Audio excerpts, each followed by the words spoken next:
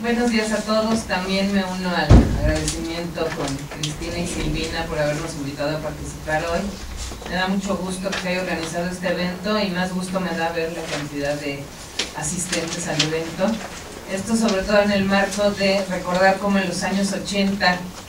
los estudios y los eventos sobre Centroamérica proliferaban y luego como después parecería, o por lo menos así se veía en algunas instituciones académicas, que una vez firmados los acuerdos de paz ya no era relevante estudiar Centroamérica.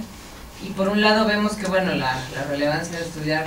Centroamérica no depende exclusivamente de si hay un conflicto o no, pero además, como se empieza a ver en algunas de estas presentaciones, pues hay una serie de factores que siguen causando problemas en la región y que es importante no cerrar los ojos a estos factores. Quiero decir que esta presentación de hoy está derivada de un trabajo más amplio que realicé junto con Ana Ángel Castillo sobre seguridad e inmigración en la frontera sur y que tomaba tanto una perspectiva histórica como cuestiones de análisis de momentos más recientes. En la tarde está aquí el maestro Manuel Ángel Castillo y hablará de temas relacionados con la migración en los últimos años, pero yo haré referencia fundamentalmente a la parte histórica, es decir, mi interés en los elementos que quiero presentar hoy es qué sucede en la frontera sur de México en los años 80 y 90 en función de la migración y sobre todo cómo el fenómeno migratorio empieza a ser permeado por las nociones de seguridad que afectan y condicionan una serie de medidas de control. No voy a hablar ya más que como un enunciado de qué es lo que sucede a partir del 2001, sobre todo a partir de los ataques del 11 de septiembre, cómo hay un endurecimiento de toda esta serie de políticas y sobre todo también cómo hay un compromiso de parte de los gobiernos panistas en México de frenar la migración hacia Estados Unidos. Sí quiero señalar desde ahorita que esto refleja un problema importante porque en este proceso se han ido dejando de lado el análisis y el combate a las causas fundamentales y estructurales de la migración, que tiene que ver con las necesidades no satisfechas en las sociedades de origen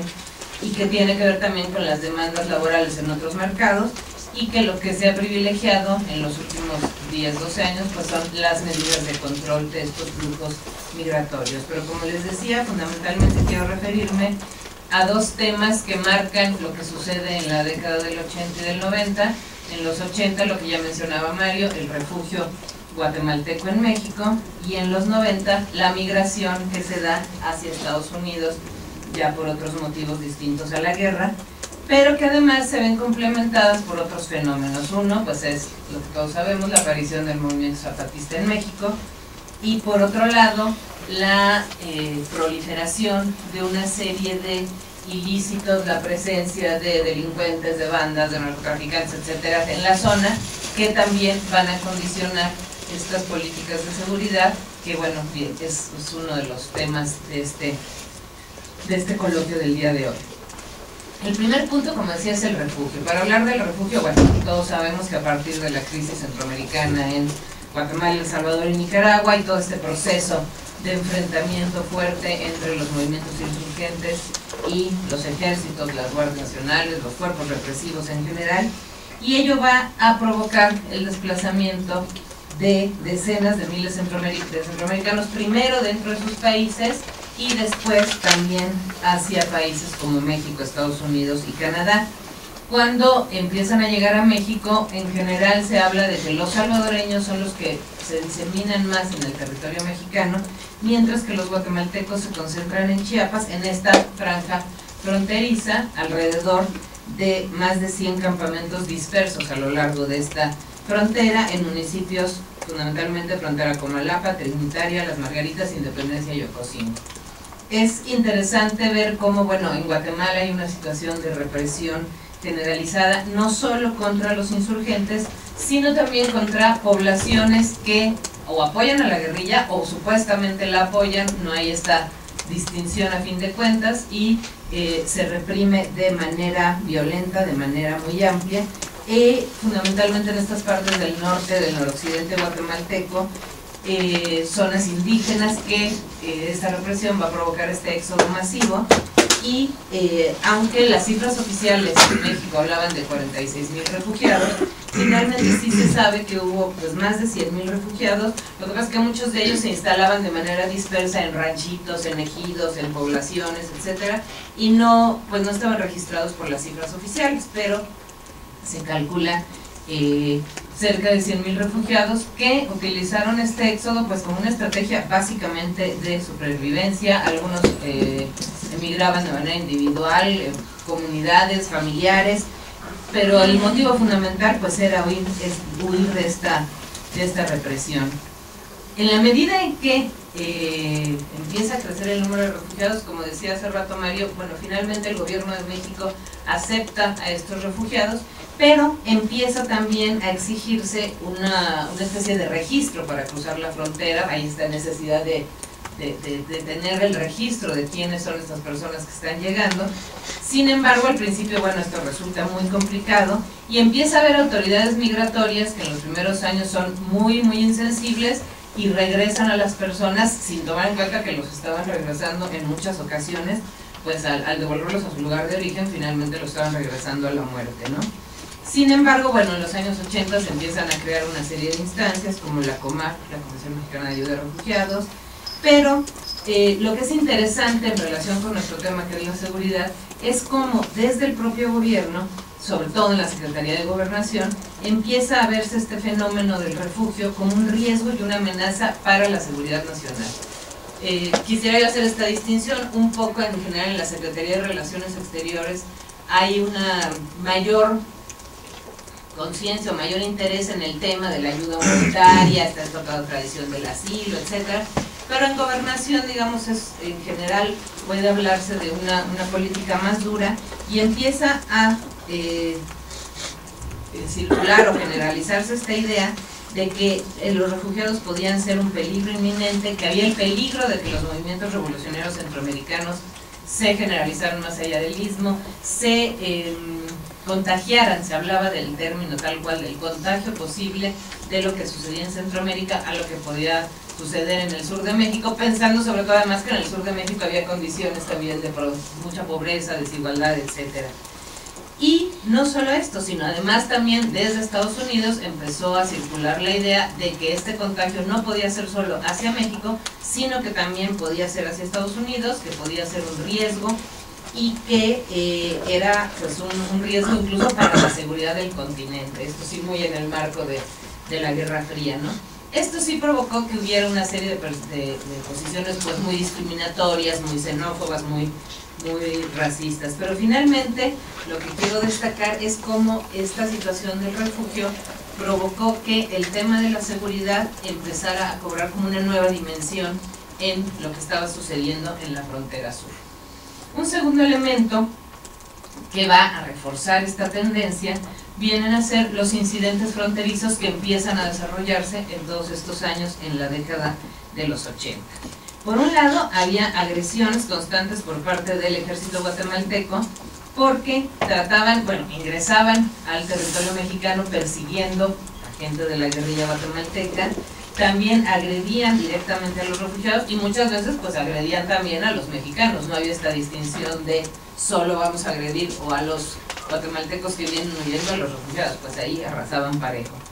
De hecho, hay incursiones importantes que se registraban en la prensa de caiviles, de estas fuerzas especiales, que con el pretexto de perseguir a los guerrilleros, bueno, entraban a los campamentos y también cometían una serie de agresiones, pero además con un objetivo muy particular. Querían, sí, hostigar, agredir a los habitantes, también querían obtener información y buscaban hacer campañas en contra de la guerrilla y en pro de la repatriación. Es decir, tenía una función no solo de agresión militar, sino también una función de tipo ideológico, en el sentido de convencer a la gente que la guerrilla era el enemigo y que mejor se regresaran a Guatemala.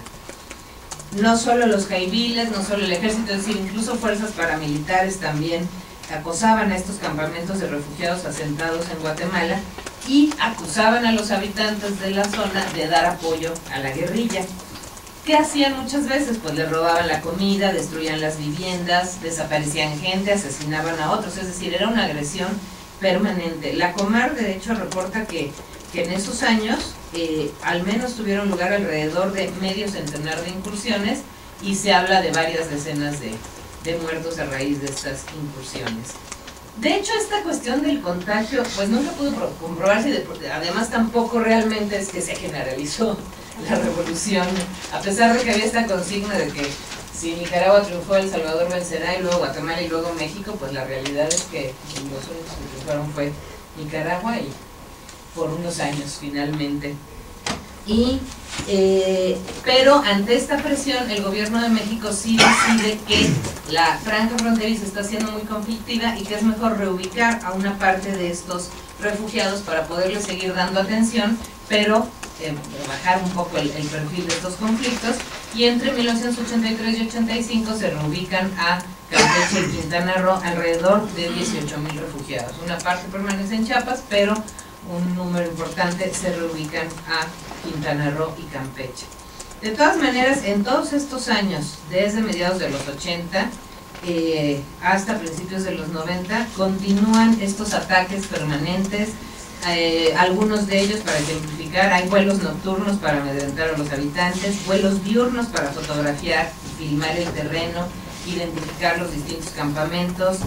hay tala y quema de montes en la frontera, hay descensos en helicópteros, asesinatos, secuestros, etcétera, disparos y bombardeos desde el aire. Es decir, sí había como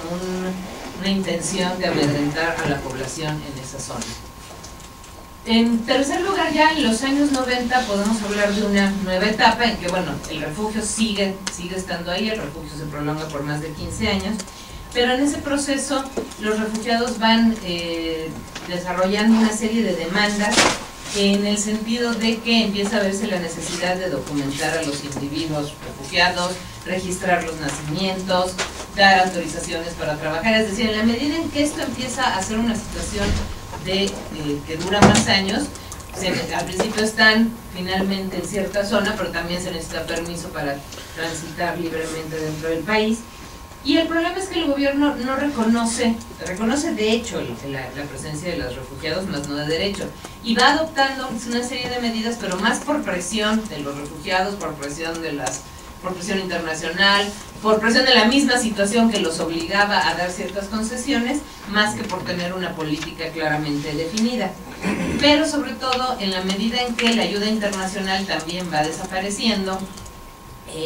los refugiados empiezan a tener que buscar empleos remunerados, y por eso la necesidad de estos documentos que mencionaba yo anteriormente. Pero sobre todo el elemento que hizo que se tratara de documentar más a todos los refugiados y darles una serie de documentos fue que se empezaba a ver ya también la posibilidad del retorno a partir de los años 90, y es precisamente a partir del 93 que inicia este proceso de retorno.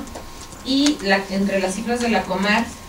tiene una cifra que va desde el 84, es decir, antes del proceso de retorno, pero que abarca ya del 93 al 99, y habla de más de 40,000 repatriaciones voluntarias que se originan desde los campamentos de Chiapas, el 60% de estas repatriaciones, Campeche el 21% y Quintana Roo el 18%. Ahora, una vez que se firman los acuerdos de paz en el 96 en Guatemala, los refugiados tienen dos opciones: o retornar a su país o permanecer en México. En México la Secretaría de Gobernación establece todo un programa de estabilización migratoria para poder regularizar la estancia de todas estas personas, y por otro lado está el grupo de quienes deciden regresar, pero que se enfrentan a una serie de problemas, no solo en el propio trayecto hacia sus lugares de origen, sino al llegar allá muchas veces no pueden regresar a sus propias comunidades, y hay una serie de complicaciones en el retorno. Pero finalmente lo que quiero destacar es que más allá, digamos, de este proceso del refugio, en los años 90 se empieza a generar todo un proceso migratorio que ya no tiene que ver, como decía yo al principio, tanto con la guerra, sino finalmente con los aspectos de crisis económica que se dan en Centroamérica, sobre todo en el sector de subsistencia agrícola, que van a profundizar la corriente migratoria del campo a las ciudades y al exterior. Hay una caída en el nivel de salarios, hay aumento de participación de las mujeres en el mercado laboral, se incrementa el desempleo, se incrementa el sector informal, y la migración empieza a funcionar como un canal, digamos, de liberación de todas estas presiones, Y por otro lado, a esto se une pues que hay todo un proceso de transnacionalización de la fuerza de trabajo, hay demandas laborales también en el exterior, y finalmente hay un proceso importante migratorio en los años 90. Un cuarto aspecto que mencionaba yo es el asunto del zapatismo y la militarización de la frontera sur. Este factor es un factor fundamentalmente interno, pero representó un cambio sustancial en esta política de presencia y control militar en la zona a partir de enero del 94, porque nuevamente para algunos el estallido del movimiento zapatista estaba vinculado necesariamente a las organizaciones centroamericanas, estaba infiltrado por estas organizaciones revolucionarias y por lo tanto había que tener un mayor control y una mayor presencia militar en esta zona. Finalmente, bueno, se vio que ni el movimiento zapatista tenía una dinámica fronteriza, ni estaba esta vinculación, una conspiración, una especie de conspiración de las organizaciones centroamericanas que querían expresarse a través del zapatismo, sino que tenía otra serie de causas, pero sí se desarrolló toda una política para controlar las vías de comunicación que eran fundamentales en términos del abasto y sobre todo del abasto de armas y municiones para el movimiento zapatista. Y esto condujo a un proceso sí de militarización de la frontera sur de México, con presencia del ejército, operativos de control, retenes, todo esto eran ya acciones cotidianas a partir del surgimiento del movimiento zapatista. Y no solo empezó a incrementarse esta presencia del ejército, sino además de diversas corporaciones de seguridad estatales y municipales. Es decir, ya se trataba no solo de controlar este alzamiento, sino también de detectar y detener extranjeros sorprendidos en condición no autorizada dentro del territorio nacional. Y se empezó ahí a establecer un vínculo que nunca se comprueba, pero está permanentemente, que es el de sostener que los migrantes están vinculados a quienes cometen los delitos, a quienes están, digamos, a los narcotraficantes, a los que contrabandean armas, etc. Un asunto que terminó de complicar más esto, y que seguramente algo de eso hablará Mónica Cerón en un rato, es el tema de las maras. Es decir, entre 96 y 97 se empieza a observar la presencia de bandas de maras en la frontera de Chiapas y Guatemala, y concentra su espacio de acción sobre todo alrededor de la vía del tren, en el tramo de Ciudad Hidalgo-Tapachula, y empieza a proliferar estas maras cuyo objetivo es asaltar a los migrantes, que son un grupo sumamente vulnerable. Y a ello se agrega que sobre todo en Tapachula empieza a darse una especie de incubación de la ideología mara en la juventud local, y en ciertos sectores de muchachos, adolescentes, etcétera, empiezan a ver a las maras como un ideal, como un modelo a seguir, y empieza también a darse cierto fenómeno de pandillas en, digamos, del lado mexicano. Como conclusión, epílogo, hay que recordar un poco cómo durante la administración de Fox había esta intención de llegar a un acuerdo migratorio con Bush que permitiera abordar el fenómeno de manera integral, que permitiera regularizar a la población indocumentada mexicana en Estados Unidos, pero esto se ve frenado abruptamente por los ataques del 11 de septiembre de 2001, se interrumpe el diálogo y realmente se cancelan las expectativas que se habían generado. La política de Estados Unidos sufre un viraje radical, se crean una serie de instancias y se transforman toda una serie de mecanismos de control, porque empiezan a poner el énfasis en la seguridad nacional, pero un énfasis muy fuerte, en el sentido de proteger su territorio, y no solo proteger su territorio, sino considerar que la defensa de su seguridad nacional pasa también por lo que sucede en los territorios de los países vecinos, es decir, considerarnos como parte de su perímetro de seguridad nacional, y considerar que desde donde se deben parar el flujo migratorio no es en la frontera de México con Estados Unidos, sino en la frontera sur de México. Son mecanismos sustanciales de control que empiezan a generarse, bueno, muchos los hemos vivido en los aeropuertos, en los pasos fronterizos, etcétera, como si parecía casi como si los autores de los ataques del 11 de septiembre hubieran entrado por la frontera sur de México, ¿no? Cosa que obviamente no fue así. Incluso tiempo después se mencionó que había unos intentos terroristas procedentes de Medio Oriente que iban a entrar por Honduras, y bueno, ya así como una paranoia bastante intensa. Nada de esto se comprobó, realmente la frontera sur no ha demostrado ser una puerta de ingreso del terrorismo, pero sí se logró que el gobierno mexicano, fundamentalmente Fox y Calderón, endurecieran su política hacia la inmigración en la frontera sur y que se fijaran como objetivo impedir que los migrantes no autorizados llegaran a Estados Unidos. Se impuso pues una noción de control migratorio permeada por el concepto de seguridad. Y como decía, bueno, pues son una serie de procesos los que confluyen en esta región y los que confluyen en este problema y contribuyen a incrementar estas nociones de seguridad: el tráfico de armas, las operaciones zapatistas, el tráfico de estupefacientes, la trata de personas. Y el argumento fundamental de estos gobiernos mexicanos era que las fuerzas responsables de seguridad pública eran insuficientes e incapaces de controlar todos estos problemas y que por eso se necesitaba fundamentalmente la presencia del ejército y la marina. Esto, bueno, ya hemos visto cuáles son los resultados en México de este tipo de políticas, pero para centrarnos en la frontera, yo quisiera simplemente señalar dos elementos que dejo en la mesa. Uno es que, bueno, ante esta cuestión, pues México ha estado, por un lado, presionado por Estados Unidos para que siga todas estas políticas, pero está poniéndose en cuestión la capacidad del ejercicio de la función soberana de México de decidir a quién acepta en su territorio o no. O sea, finalmente parecería como que es Estados Unidos quien nos impone esta necesidad de bloquear el paso de los migrantes. Y por otro lado, bueno, estos migrantes tienen origen en una serie de países y la diplomacia y las relaciones entre México y estos serie de países pues también se han visto afectadas. Entonces, bueno, hasta ahí dejaría este tema de la migración, las políticas migratorias y el concepto de seguridad. Gracias.